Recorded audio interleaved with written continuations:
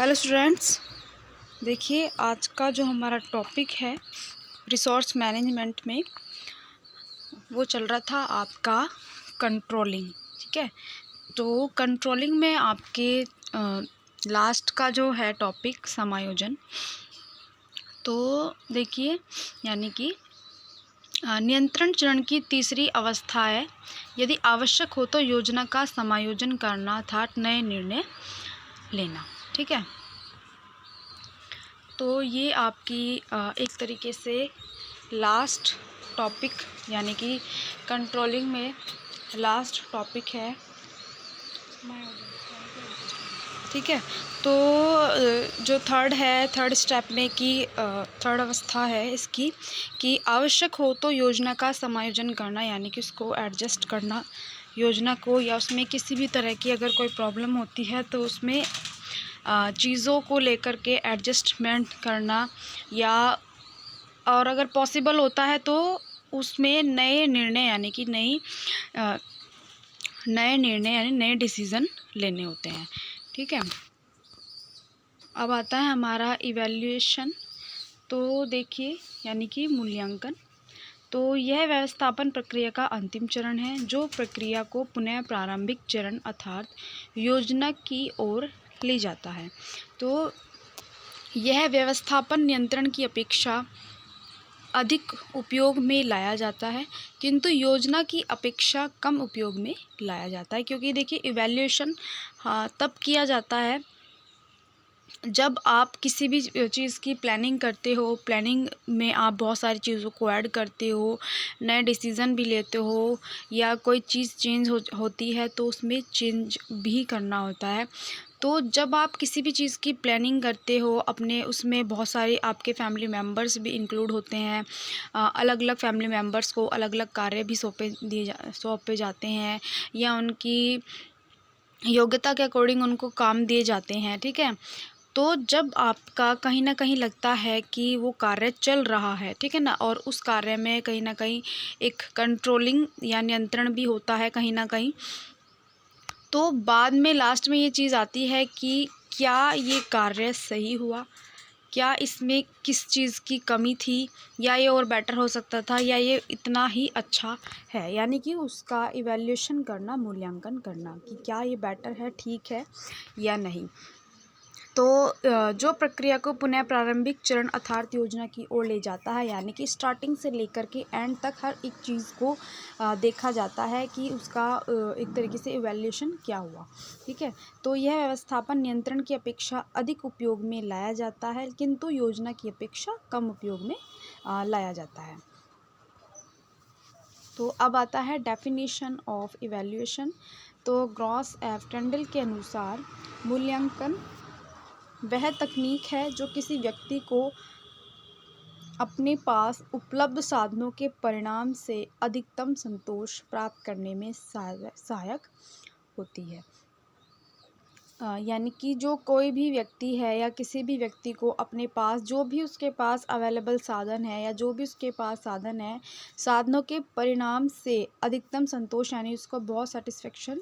देता है, तो उसमें कहीं ना कहीं बहुत ज़्यादा हेल्प उसको होती है। तो पूर्व में की गई क्रियाओं में परिणामों की परीक्षा करने से किसी व्यक्ति को अपने भविष्य के व्यवहार में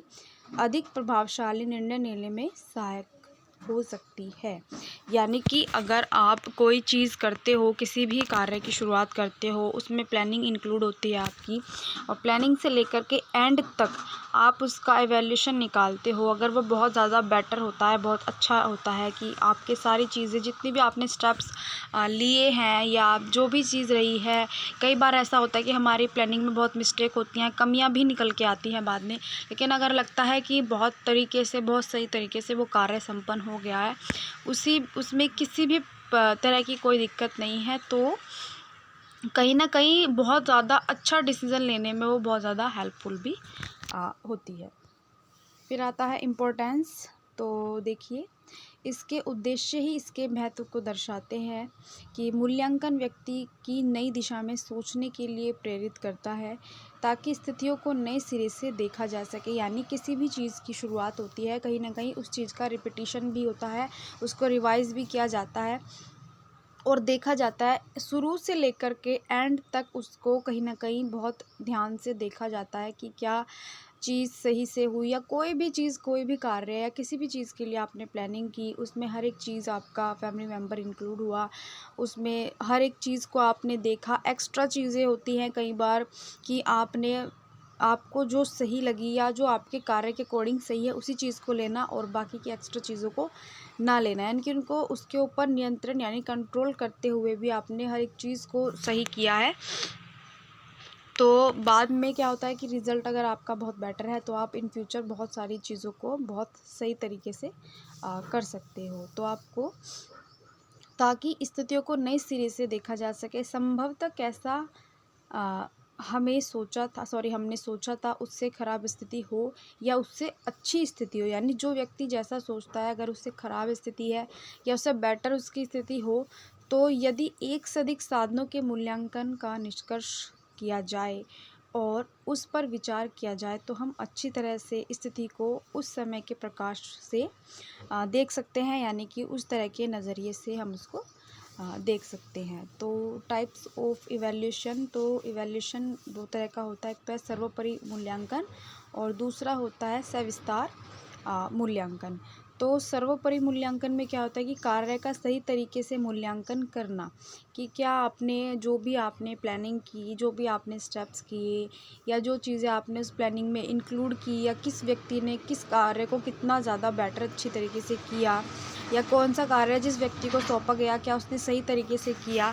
या उसमें सही स्टेप्स लिए गए या सही डिसीज़न लिए गए। अगर हर एक चीज़ को बहुत अच्छे तरीके से यानी उसका मूल्यांकन किया गया है, यानी कि सही तरीके से मूल्यांकन करना, यह ये 2 बार लिखा गया, यह कार्य के सामान्य गुण को बताता है कि किसी भी कार्य को आपने कितने सही तरीके से किया और उसका मूल्यांकन, यानी कि उसका आपका मूल्यांकन क्या निकल के आया, क्या वो कार्य वाकई में ही सही हुआ या नहीं, और आकस्मिक रूप से कर लिया जाता है तो बिना किसी अधिक विश्लेषण के व्यवस्थापक मूल्यांकन कर लेता है कि कार्य अपने आप में दी हुई स्थिति में उत्तम हुआ, यानी कि जो भी कंडीशन है या जो भी स्थिति है तो उसमें जो कार्य है वो सही स्थिति में यानी कि बहुत ज़्यादा अच्छा हुआ है। फिर आता है आपका सविस्तार मूल्यांकन। इसमें स्थिति का अधिक से अधिक अध्ययन किया यानी कि जो भी स्थिति है यानी कि उसकी पूरी डिटेलिंग की जाती है, बहुत ज़्यादा डीपली, या उसको बहुत ज़्यादा डिटेलिंग में उस पर अध्ययन किया जाता है। तो इसमें स्थिति का अधिक से अधिक अध्ययन किया जाता है जब कार्य में सुधार आवश्यक हो, ये थोड़ा गलत लिखा गया है, जब कार्य में सुधार आवश्यक हो तब इस प्रकार का मूल्यांकन होता है, यानी कि कोई कार्य अगर किया गया है और उसमें लगता है कि ये चीज़ें इसमें इंक्लूड नहीं होनी है, कि यहाँ पर व्यक्ति की मिस्टेक रही है या यहाँ पर वो चीज़ ना हो करके दूसरी चीज़ होनी थी, या ये कार्य तरीके सबके अलग अलग होते हैं कार्य करने के, तो ये तरीके इस तरीके से ना हो करके दूसरे तरीके से उस कार्य को किया जाता है। तो जब कार्य में सुधार की आवश्यकता होती है तो इस प्रकार का मूल्यांकन होता है, यानी कि सविस्तार पूरी डिटेलिंग के साथ उसका मूल्यांकन किया जाता है। तो उदाहरण के लिए, यानी कि फॉर एग्ज़ाम्पल, यदि एक महिला समय व्यवस्थापन करती है, ठीक है, और दिन के अंत में देखती है कि उसने सभी आवश्यक कार्य बिना थके पूर्ण कर लिए हैं, यानी कि उसने एक अपना डेली रूटीन में देखा कि उसने सभी कार्य करने हैं, और अगर उसने सभी कार्य बिना थके सही टाइम पे जिस टाइम पे जो कार्य होना था उसने अगर सही टाइम पे किए हैं और वो उन कार्य को करके बहुत खुश है, प्रसन्न है, तो वह मानती है, यानी कि उसके मन में सेटिस्फेक्शन होता है, वो मानती है कि